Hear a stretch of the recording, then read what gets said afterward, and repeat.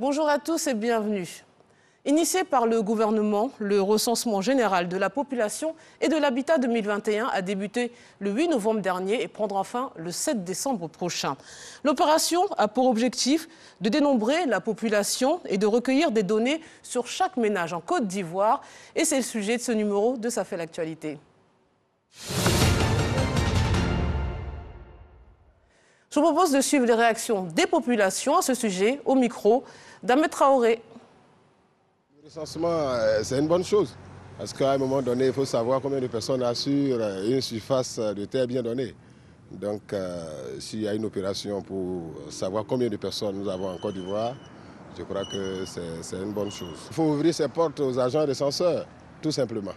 Je pense que c'est une très bonne chose parce que ça permet de savoir les conditions réelles des uns et des autres. Et ça permet de mettre des politiques en place afin que le pays puisse avancer dans une bonne optique. Je vais demander à tout un chacun de se faire recenser. C'est très important. C'est une bonne initiative d'abord même pour le gouvernement, ce qu'il fait, au moins pour connaître la population, pour savoir nous sommes combien réellement. Mais en tout cas, c'est très bon. Je demande à la population de se faire recenser, au moins pour donner le taux réel au gouvernement pour qu'il puisse savoir il y a combien d'habitants qui résident en Côte d'Ivoire. En ce qui concerne le recensement général, voilà, c'est quand même une belle initiative de la part de l'État.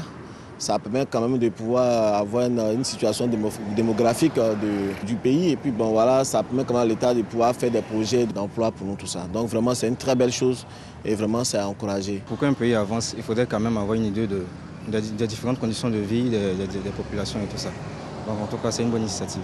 Je voudrais exhorter chacun à accueillir de façon hospitalière les différents éléments qui viennent pour recenser et puis nous donner aussi de bonnes informations quand même pour pouvoir aider le pays. La Côte d'Ivoire a entamé son 5e recensement général de la population et de l'habitat après ceux de 1975, 1988, 1998 et 2014. Plus de 38 000 enquêteurs sont mobilisés pour ce recensement, dont le budget s'élève à 23,9 milliards de francs CFA. À l'instar de tous les recensements généraux, le RGPH 2021 consistera à recueillir des données démographiques, sociales et économiques sur toute la population vivant sur le territoire national. Ces informations serviront à la planification, au suivi, à l'évaluation des politiques publiques et privées dans notre pays. Alors comment se déroule ce recensement ? Quelles sont les difficultés rencontrées sur le terrain? Pour en parler, je reçois M. Akadoré, coordonnateur technique du recensement à l'INS. Bonjour. Bonjour madame. Et merci d'avoir accepté notre invitation. Le plaisir est pour nous. Je vois que vous êtes en tenue de combat là. Bien sûr. Et face à vous, M. Assalé Tiomoko, journaliste, directeur général de l'Éléphant déchaîné, mais aussi député maire de Tiasalé. Bonjour et bienvenue. Bonjour, merci de nous avoir invités. Alors, messieurs, très rapidement, on va revenir sur le précédent recensement, donc en 2014, qui avait dénombré 22,7 millions d'habitants en Côte d'Ivoire. Pouvez-vous sommairement nous faire finalement la cartographie de la Côte d'Ivoire de 2014 ? Merci beaucoup. Ce que nous pouvons retenir déjà de ce recensement, qui est le 4e du genre en Côte d'Ivoire, c'est que la Côte d'Ivoire est peuplée d'une population assez jeune, que l'ensemble répartit presque équitablement entre hommes et femmes. Et nous avons à peu près 77% de la population qui a été recensée comme faisant partie des jeunes.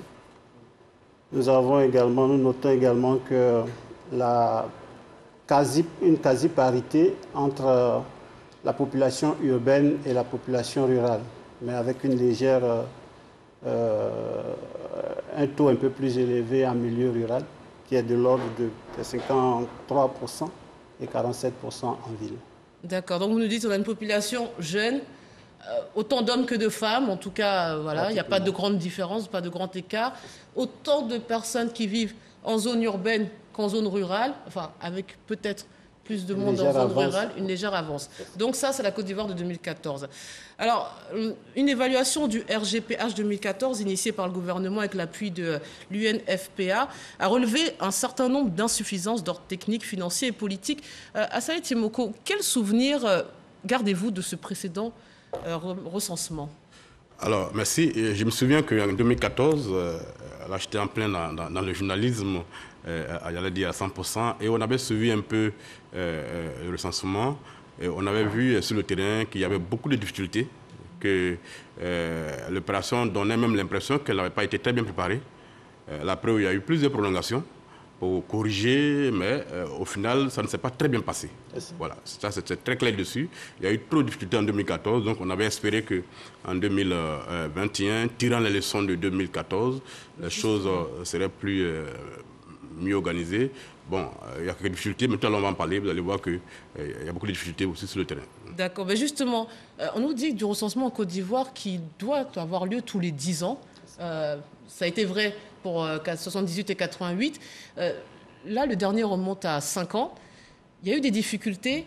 Comment se fait-il que vous n'ayez... Enfin, pourquoi déjà le faire maintenant? Est-ce que c'est pour parfaire le précédent? Expliquez-nous déjà, pourquoi le faire au bout de 5 ans au lieu de 10 ans?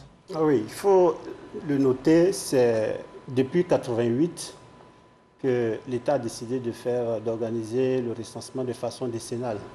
C'est ainsi qu'après 88, il y a eu le recensement de 98 et il devait avoir le recensement de 2008. Vous vous souvenez que pendant la période, la Côte d'Ivoire traversait une crise sociopolitique qui n'a pas permis de réaliser le recensement en 2008. Et ainsi, nous avons attendu un peu plus de 16 ans plus tard pour organiser le recensement de 2014. Mais il faut noter également que ce recensement de 2014 est un recensement de sortie de crise, qu'on appelle recensement de sortie de crise. Parce que toutes les conditions n'étaient pas encore réunies pour réaliser un bon recensement, mais compte tenu du fait que l'État qui s'était mis, le gouvernement qui était mis en place avait besoin de données un peu plus actualisées, alors nous avons voulu organiser ce recensement-là avec tout ce que nous avons connu comme difficultés d'ordre technique, mais également d'ordre environnemental. Mais c'était aussi pour préparer l'élection de 2015? Non. Est-ce que ça n'a pas du tout... Pas du tout. D'accord, été déterminant dans le choix de la date? Pas du tout. D'accord. Mais il le disait à l'instant, Saïté Moko, le recensement vient de démarrer et rencontre déjà beaucoup de difficultés, en tout cas quelques failles. Vous avez démarré avec une semaine de retard, le délai vient d'être allongé, donc il prendra fin le 7 décembre, le du 28 novembre. On a le sentiment que c'est, comme il disait, le même scénario qu'en 2014. En 5 ans, vous n'avez pas pu améliorer les choses? Non, pour ceux qui ont suivi le recensement de 2014, il y a beaucoup de différences. Il y a beaucoup de différences. Du fait déjà qu'en 2014, nous expérimentions le recensement électronique, puisque avant ça, c'était le recensement sur papier que nous faisions. Et la Côte d'Ivoire s'inscrivait à ce moment-là parmi les premiers pays en Afrique à expérimenter la version électronique du recensement. Donc il y a eu des problèmes d'ordre technique qui étaient liés à l'inexpérience en matière d'utilisation des tablettes et autres pour faire le recensement. Mais il y avait également des problèmes d'ordre organisationnel qui ne nous ont pas permis. En 2021, il y a eu beaucoup de choses qui ont été corrigées. Au niveau de l'organisation du recensement, il y a déjà ce qui a l'innovation que je peux vous relever. Il y a d'abord un cadre institutionnel bien ficelé qui a été mis en place et fonctionnel. Lorsque nous faisons la comparaison avec 2014, ce cadre institutionnel qui est composé d'un organe de décision présidé par M. le Premier ministre qui a tenu des réunions. Nous avons un organe de suivi qui est le comité technique du recensement qui a validé tous les documents techniques qui nous servent au recensement. Et puis il y a un bureau technique permanent dirigé par le coordonnateur technique que je suis et qui élabore, qui fait l'exécution du recensement. Donc ce cadre institutionnel déjà bien organisé nous a permis de mieux asseoir l'organisation du recensement. Mais visiblement, on n'a pas empêché quelques couacs au démarrage. Quelles sont les difficultés que vous avez rencontrées? Parce que finalement, que j'explique la raison de la présence d'Assaïté Moko en tant que député maire, vous avez énuméré publiquement un certain nombre de difficultés, de failles sur le terrain. Quelles sont ces difficultés que vous avez observées? Il faut dire que j'avais parcouru un peu certaines zones de ma localité pour constater de visu les conditions dans lesquelles l'opération se faisait. Et puis j'avais eu l'occasion aussi de sortir de ma zone pour aller dans la zone de Gagnoua, où j'avais également observé qu'il y avait quelques difficultés. Et en revenant dans ma zone, j'ai entendu quelques superviseurs, écouté les sous-préfets, les préfets. Et le tableau qu'ils m'avaient peint à l'époque n'était pas très reluisant. D'ailleurs, même le constat était sur le terrain. Beaucoup d'agents n'étaient pas mobiles, n'avaient pas de moyens pour se déplacer. Les bases dans la région leur demandaient de prendre des motos en location en payant parfois 100 000 francs d'avance, alors que ça remontait à près de 800 000 et 1 million. Donc les gens refusaient de donner leur moto et par conséquent, les agents ne pouvaient pas se déplacer. Il y a des zones du pays où il n'y a pas de connexion Internet. Et donc les agents sont tenus souvent de revenir à la base à des kilomètres. Et ils n'ont pas de moyens de déplacement. C'est une période où il pleut, même en décembre, en novembre, là, et donc les populations vont dans les champs, ne sont disponibles qu'à partir de soir. Et comme les agents n'ont pas de mobilité, dès qu'il est 16h, 17h, ils préfèrent replier que de rester dans l'obscurité. Donc tout ça, beaucoup d'agents disaient qu'ils n'avaient pas de nourriture. On avait demandé aux chefs de village de les héberger et de les aider à se nourrir. Les chefs ont fait ça pendant 2 ou 3 jours. Et aussi, ils avaient les mains fatiguées, ils ont abandonné. Donc, il y avait tous ces éléments qui faisaient que pratiquement 2 semaines après le lancement de l'opération d'Amazon, à Tiasalé, on était à moins de 10% de couverture. Et j'étais au Parlement, au cours d'une session, madame la ministre était là. Et donc j'ai dû l'interpeller pour dire, mais madame, l'opération que vous avez lancée, ça fait 2 semaines, mais sur le terrain, il ne se passe pas grand-chose, qu'on est en train d'aller vers la fin, on n'a même pas atteint encore 10%. Et donc c'est pour ça que j'ai fait la publication qui a fait le tour de la toile pour interpeller les autorités pour que les choses soient corrigées. Et je constate qu'après cela, beaucoup de choses ont été très rapidement corrigées. Et je pense qu'aujourd'hui, les résultats qu'on a sur le terrain, qui sont très récents que j'ai, démontrent qu'avec la prolongation, on peut atteindre des scores assez élevés. Mais quand il nous parle de 10%, ça ne concerne que sa zone, mais c'est peut-être vrai. Moi aussi, j'ai fait un petit recensement, si je peux me permettre, peut-être, on va dire, un mini-sondage. J'ai demandé, ici même à la RTI, en salle de réunion, qui avait eu la visite de vos agents. Personne n'a levé la main. Et moi non plus. Donc, dites-nous où vous en êtes dans l'avancée, dans l'exécution de ce recensement. Effectivement, on ne peut pas nier les faits. Le recensement est une grosse opération. D'autant plus que nous brassons un très grand nombre d'agents recenseurs et que l'opération se déroule de façon simultanée sur l'ensemble du territoire national, avec ce que nous connaissons comme diversité dans le développement de ces différentes régions en termes de mobilité, en termes de niveau d'alphabétisation, etc. On ne nie pas le problème de mobilité. Ça fait partie des difficultés que nous avons rencontrées sur le terrain. Mais ce sont des difficultés qui sont localisées dans certaines zones, notamment les zones de forêt. Quand vous prenez, par exemple, au moment où l'honorable peut-être avait ses statistiques, au niveau du Nord, les statistiques, les données étaient un peu plus élevées. Il faut dire que, je voudrais revenir vraiment sur le problème de mobilité des agents. Effectivement, nous avions, au moment de la cartographie, prévu ces difficultés que nous allions rencontrer. Mais il y a eu certains aléas que nous ne maîtrisons pas, notamment la pluviométrie. Vous savez qu'au mois de novembre, généralement, nous entrons dans la petite saison sèche. Mais nous constatons maintenant, avec les changements climatiques, qu'il pleut même encore plus en novembre qu'il a plu en juin. Voilà, donc c'est des faits que vous pouvez dire peut-être que nous aurions dû prévoir cela, mais évidemment nous l'avons prévu. Mais les motos que nous avons mis à la disposition des agents se sont avérés insuffisants. Et donc il fallait procéder à des locations de motos suivant les zones qui en avaient besoin.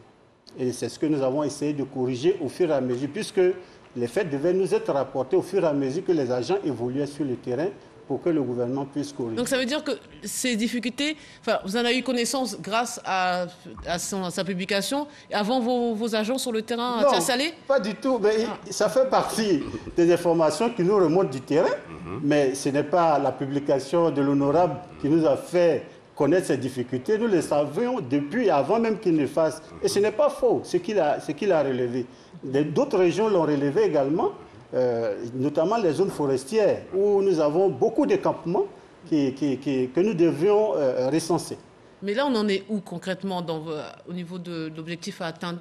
Il parlait de la couverture du territoire national. On en est où? J'imagine qu'il y a des... Là, de même Cocody, on a l'impression qu'il n'y a pas de recensement à Abidjan. Ah si, à Cocody, il y a du recensement. Il y a le recensement qui se déroule. Et nous avons des chiffres.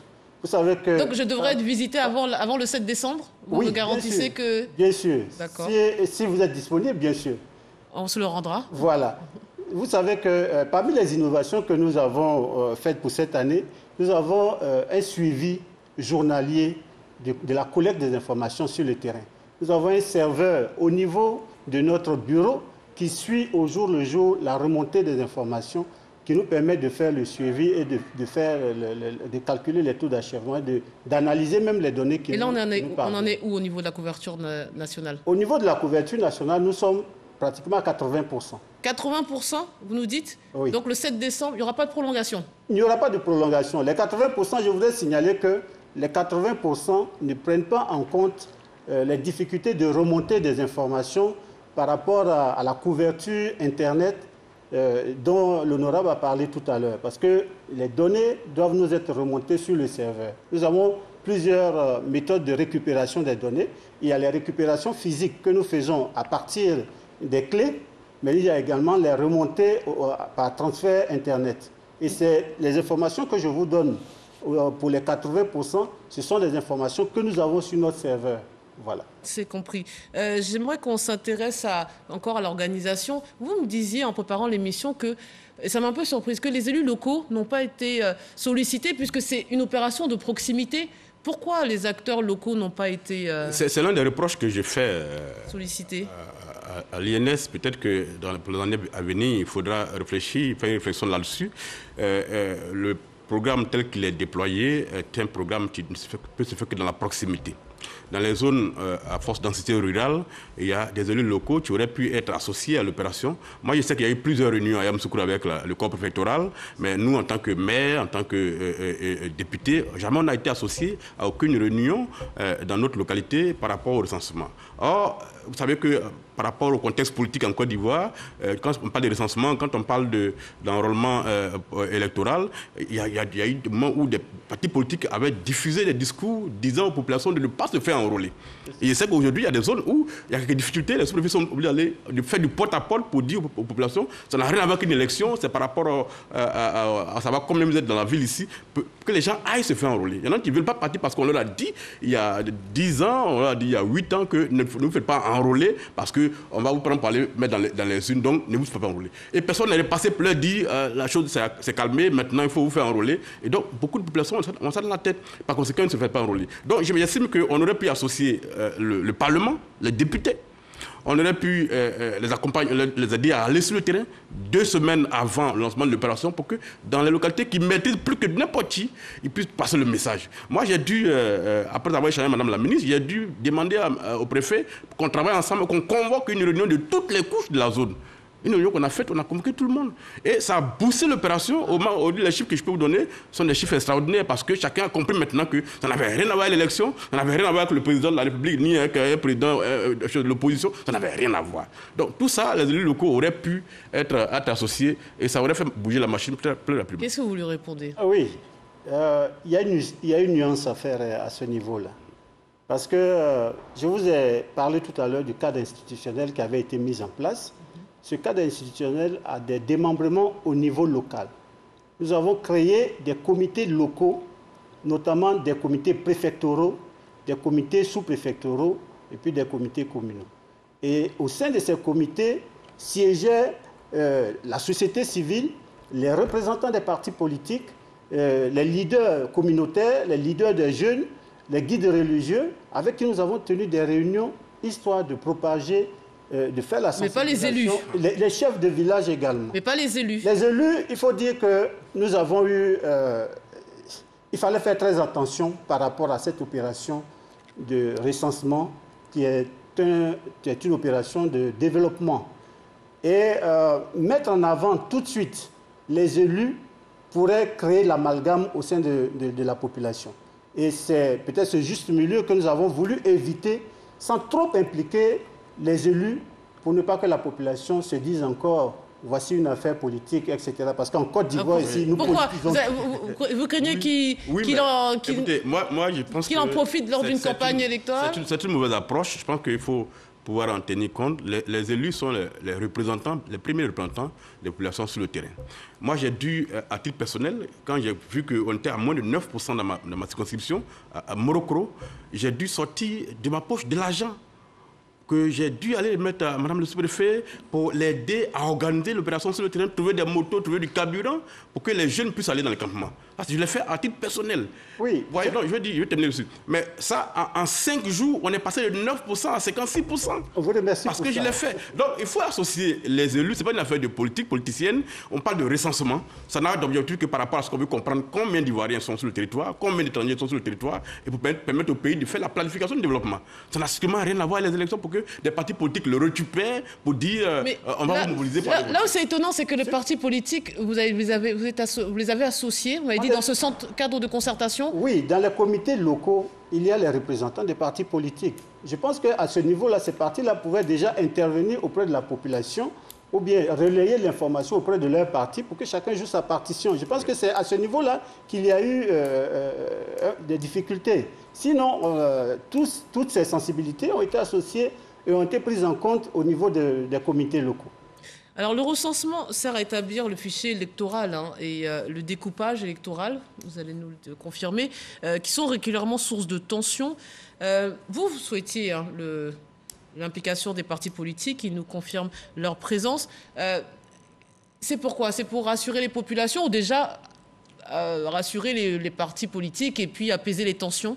C'est pour ça? Et vous pensez que c'est une bonne chose? Non, moi je pense qu'il ne faut pas se faire peur pour rien. Quand on a un objectif à atteindre, qu'on veut savoir combien d'Ivoiriens sont sur le sol de la Côte d'Ivoire, il faut impliquer toutes les couches. Je pense que c'est important. Il y a des zones où les agents sont arrivés, les populations ont carrément dit qu'elles n'ont pas été informées de ce qu'on venait les recenser. Donc, ne sachant pas quel était l'objectif de l'opération, ils ne peuvent pas se faire recenser. Ils se lèvent très tôt, ils vont au champ, ils reviennent la nuit. Et donc, il y a des zones où, si on ne fait pas attention, les gens ne seront pas recensés parce que dans l'esprit des populations, c'est une opération pour faire autre chose.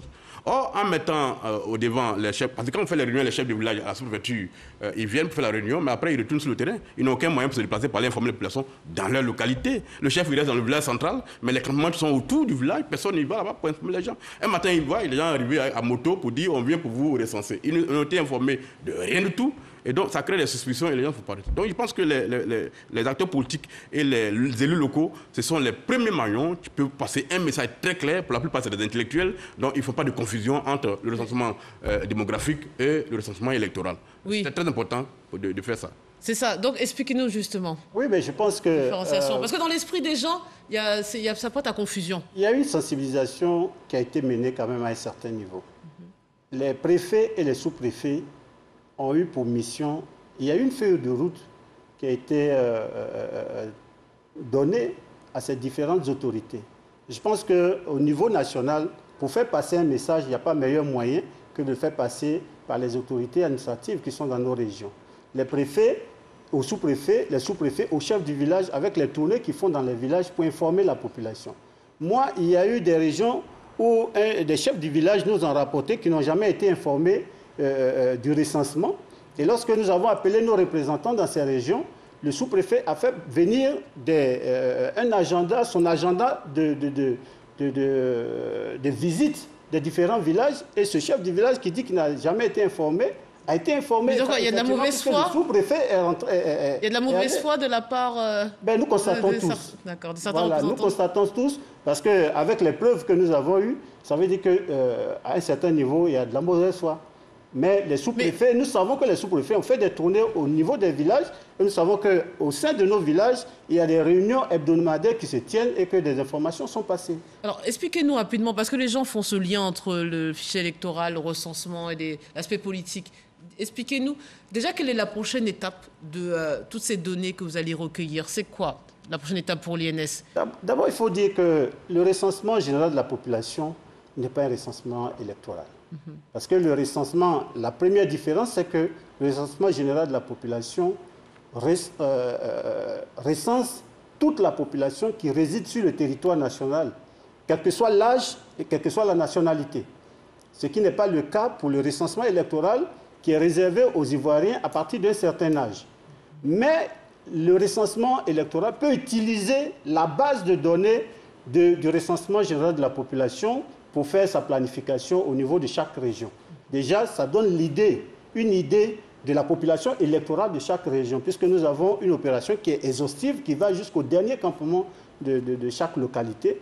Et c'est une base d'information que la CEI peut utiliser pour planifier le recensement électoral. Mais ça n'a rien à voir, parce que c'est une opération à but de développement qui permet de donner à l'État les informations nécessaires pour planifier le développement. C'est ça la différence, la grande différence. Et quand est-ce qu'on a accès aux conclusions? Par exemple, l'élu, comme ça a été évoqué aussi, il en a besoin pour justement améliorer.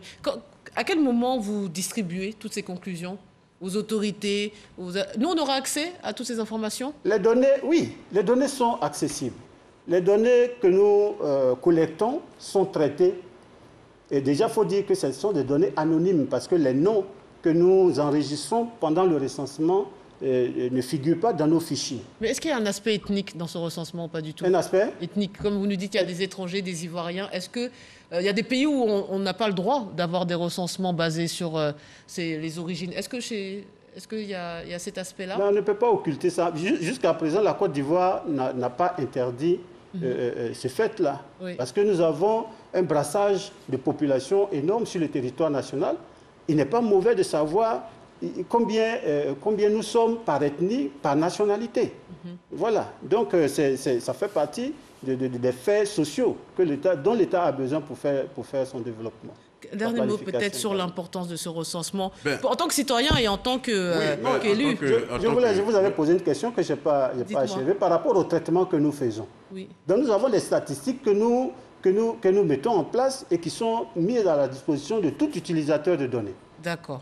Alors, ce que moi je voulais dire, c'est qu'il faut peut-être saluer la réactivité du ministère du Plan et du Développement, avec qui je suis en contact en permanence pour travailler à corriger, en tout cas dans ma zone, un certain nombre de difficultés. Et d'ailleurs, cela se déploie à travers la Côte d'Ivoire. Chaque fois que l'information remonte, il y a une vraie réactivité et c'est ce qu'il faut saluer. Il reste quelques jours encore pour corriger. Moi, j'ai eu accès à une carte au 30 novembre 2021, 2 jours après la prolongation.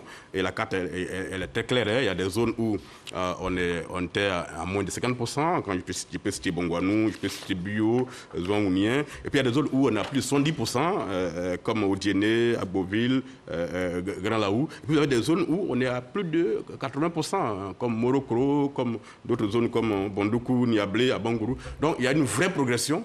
Et il faut espérer que ça se passe ainsi pour qu'au 7 décembre, on ait une vraie vision, une vraie visibilité sur le nombre de personnes qui vivent en Côte d'Ivoire. Je voudrais rassurer l'honorable que de 52% au 28 novembre sont passés à 83% à Tiasalé. Oui, justement non, mais ça dépend de la réunion qu'on a faite lundi et où on a remobilisé les gens grâce à Madame la ministre. Oui, merci, on vous dit merci pour ça. Voilà. C'est une affaire de tout le monde, donc tout le monde doit y mettre le sien. Donc on ne pas associé au départ. Donc je sens que je dénonce cela. Je sens que tout le monde est tombé d'accord finalement. Donc on va rester sur cette note d'optimisme et inciter les populations à se faire recenser. Et moi, je vous le dirai si d'ici le 7 décembre, j'ai reçu la visite de vos services. Toutes les dispositions sont en train d'être prises pour que tous ceux qui veulent se faire recenser se fassent recenser. C'est noté. C'est la fin de cette émission. Messieurs, merci de votre participation. Merci à vous de nous avoir suivis et restés sur RT1. Excellent week-end à tous. Merci.